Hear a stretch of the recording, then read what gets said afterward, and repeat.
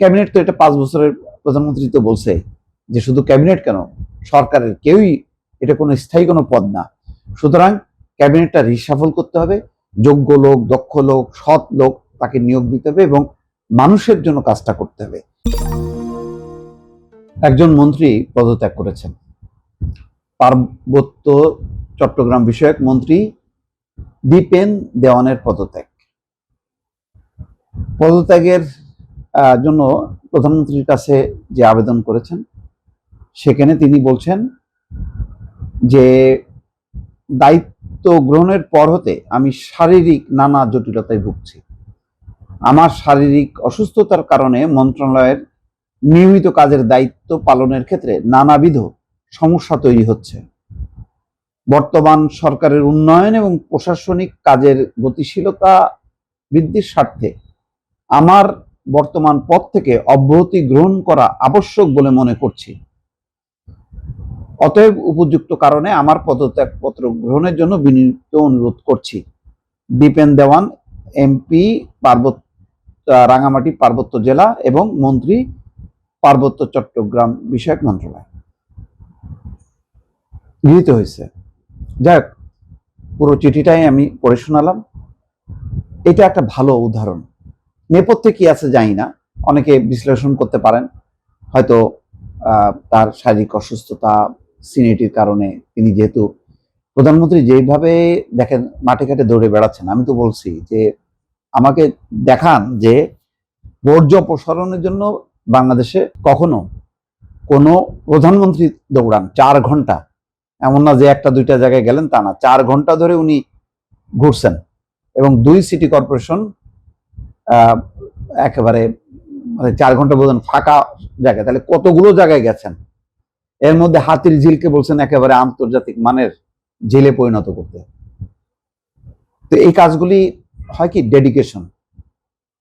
Dedication লাগে। এখানে বয়স একটা ফ্যাক্টর, একটা পর্যায়ে বয়স একটা ফ্যাক্টর। শরীর যখন চলে না, তখন ওই ডেডিকেশনের জায়গাটা মানুষ আপোষ করে। তো প্রধানমন্ত্রীর যেহেতু সেই এনার্জি আছে, মানে লাস্ট যে প্রাইম মিনিস্টার, তার থেকে বয়সের কথা চিন্তা করেন, অনেক জুনিয়র।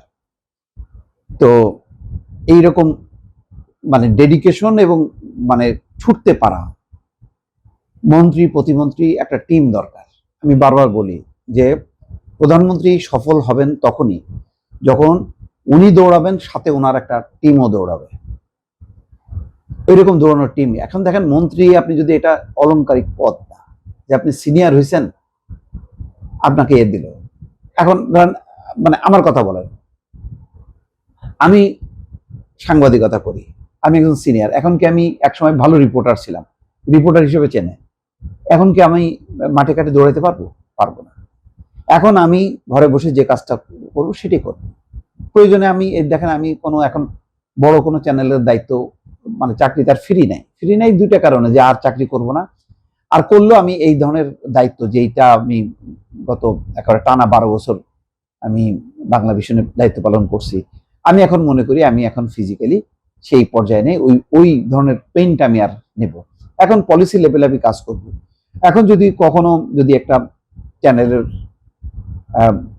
অনুমোদন পাই, তাহলে সেটাকে একটা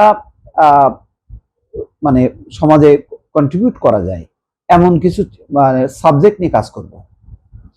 হইচই তো অনেক হইলো। আর সাংবাদিকদের কাজ না যে সরকারের পতন ঘটানো, সাংবাদিকদের কাজ হচ্ছে সামগ্রিক দেশের একটা উন্নয়ন, পরিবর্তন ঘটানো।